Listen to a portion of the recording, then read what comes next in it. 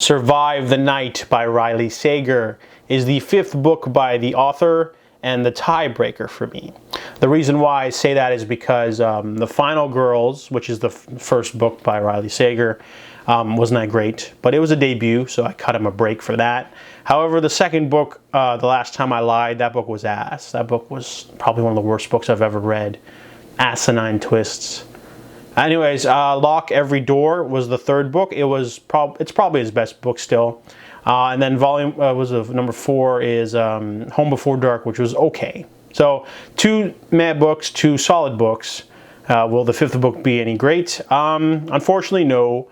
Survive the Night has a pretty great concept. Charlie is a she's a university student who is still grieving over the death of her best friend. Her best friend, Maddie, is one of those extra girls who likes to, always dress like a period piece. She's very theatrical, and Charlie's very introverted and quiet, but they both have a love for movies. That's kind of like their thing.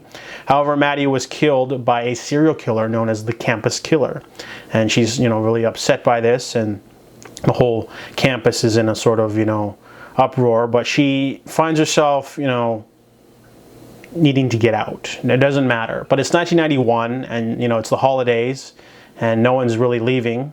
So she's trying to get a ride from the ride board, and she finds up meeting a guy named Josh.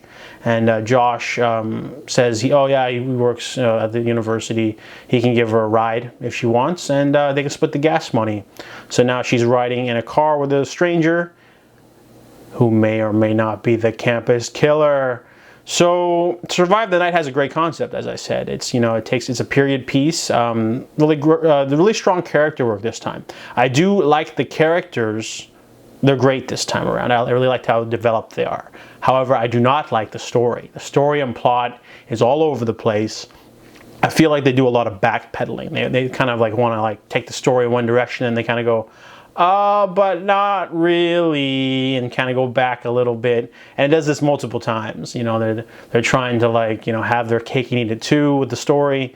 But it almost feels like one of those movies that doesn't have much of a plot, so they're trying to throw in filler and try to maintain the suspense without giving it away. And then it just keeps going, and then I felt the ending to be absolutely ridiculous, to be honest. I felt like it was trying way too hard, and the book starts off really strong, really great beginning, solid middle, terrible ending.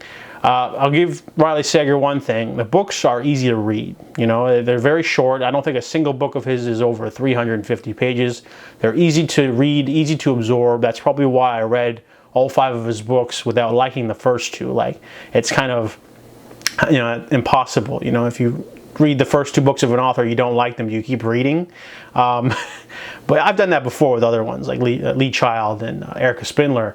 So, this book was very underwhelming, to be honest. I did like the characters, but I did not like the story. It kind of went all over the place.